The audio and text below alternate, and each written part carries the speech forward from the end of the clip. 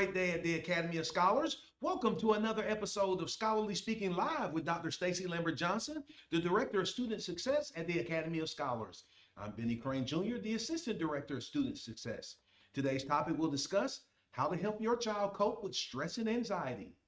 Thank you for joining us for today's live session.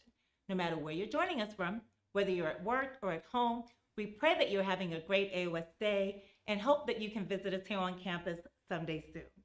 So the last time we met, we debunked the theory about the only child syndrome. Yes. There's nothing wrong with your only child. Nothing. This week, we're exploring how to help your child cope with stress and anxiety. But before we can get started, Benny, where can our viewers watch today's live session once it's over? Everything from this show ends up on our website, academyofscholars.com, including both the audio and video versions. You can always find the video version on our Facebook page, YouTube channel, LinkedIn, and Instagram.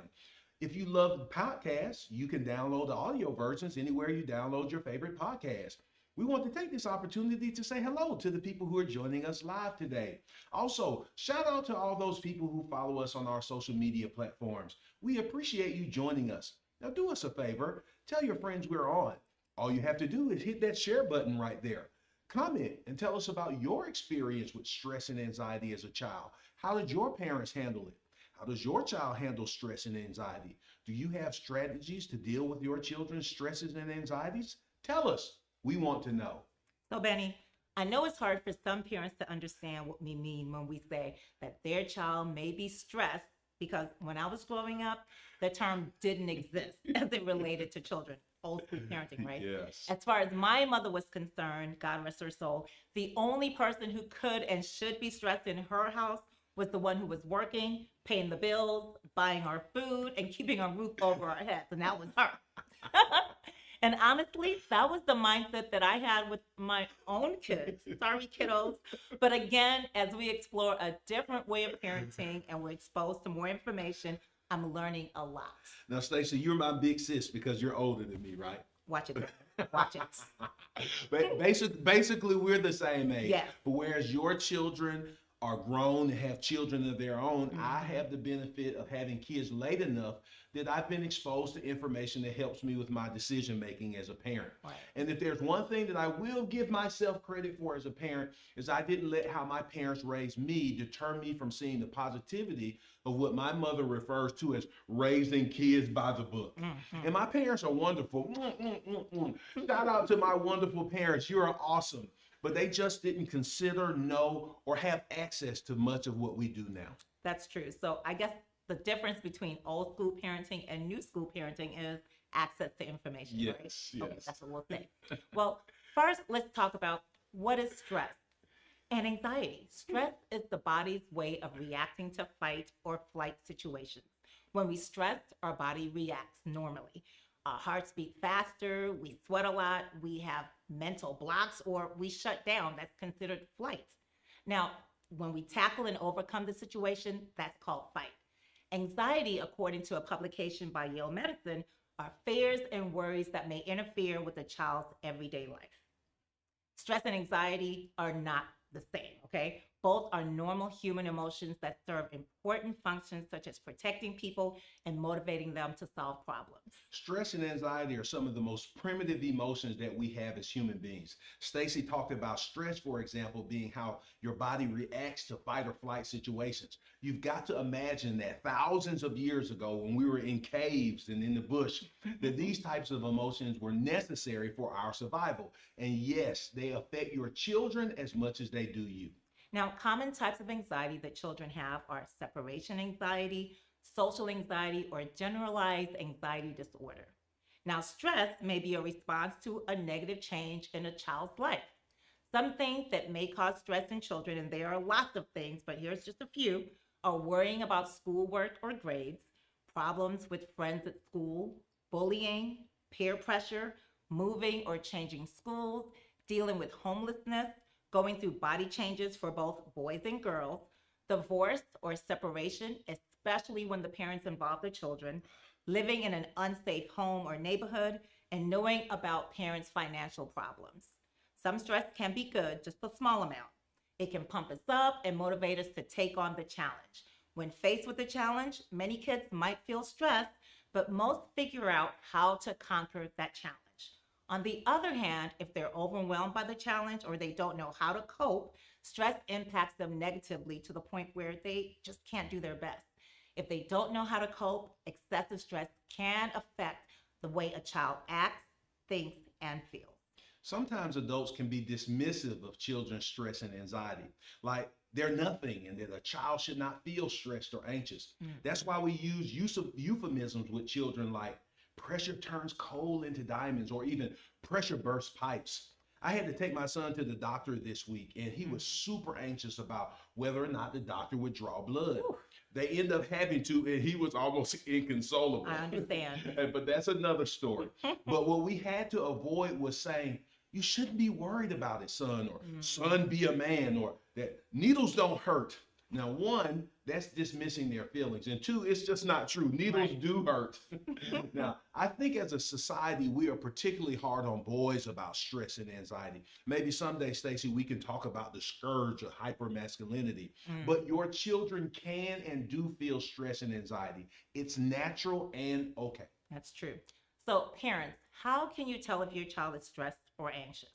Elementary age children may start to regress. They may lose the ability to perform a skill that they had once mastered, such as bedwetting, school routines, or nighttime routines. And they may experience nightmares or night terrors and want to get in your bed. Children experiencing stress may also have a sudden dramatic change in how much effort they put into their schoolwork or extracurricular activities. They may even try to avoid school. They may become moody or careless, stop doing their chores. They may have disruptive behavior both at school and at home. They may act younger than their age. They may withdraw or have outbursts. They may isolate themselves from family and friends, have trouble sleeping. They may not eat much or eat too much. And they may have trouble concentrating. Keep in mind that stress and anxiety, again, are not the same, but chronic stress can lead to anxiety. These are signs our parents saw flaws in us, Stacey, Yeah, that's true. rather than possible symptoms or something larger, such as stress and anxiety. And some parents are still seeing it that way because that's how these things were related to them. That's true. But now you have the information. Yes. So, what can parents do to prevent stress from turning into anxiety? First, parents can recognize the signs that I previously mentioned, looking for changes in your child's behavior. Second, parents should boost their child emotionally. Celebrate small victories to help them experience success and build your child's feelings of self-worth. Use encouragement and love on them. Provide a safe, secure, and dependable home. Third, parents, talk to your children and listen without judgment. Ask them about their feelings using open-ended questions such as, I'm noticing that you're crying when it's time to go to school. Help me understand. Or you can ask, what do you think you need right now? This encourages your child to be a problem solver. Keep talking and listening and encourage your child to speak up when feeling overwhelmed. When you go for a walk, get them to tell you what they notice, what they see, what they hear, and what they feel. And guess what? This is good for all ages. Yes. Fourth, parents, engage your children in family activities like movie nights, game nights, and family dinners. Doing activities with the family can help relieve or prevent stress. Make sure they unplug and you do the same during these activities so that they can relax and not be caught up in social media and texting. Yes. And in many of our scholarly speaking subjects, Stacey, we have this reoccurring thing when it comes to helping children, and that's parents spending time with their children, intentionally talking and listening to them. Making a habit of spending quality time with your children will help you recognize when they may be stressed or anxious, and better yet, create an avenue for your children to come to you to help them work through their stress and anxiety. Absolutely. Fifth, parents can be a role model for your children by managing your own stress in a healthy way. The way that you respond to stress will inform your child on how they should respond to stress. You can explicitly teach your children ways to cope. Role play to help your child get comfortable with stressful situations. Give them a heads up regarding any sudden changes that may be coming up, such as a change in school or a move from the neighborhood, and talk through ways to prepare. Monitor what your child watches on TV. That is big. Some programs like the news can produce fears and anxiety.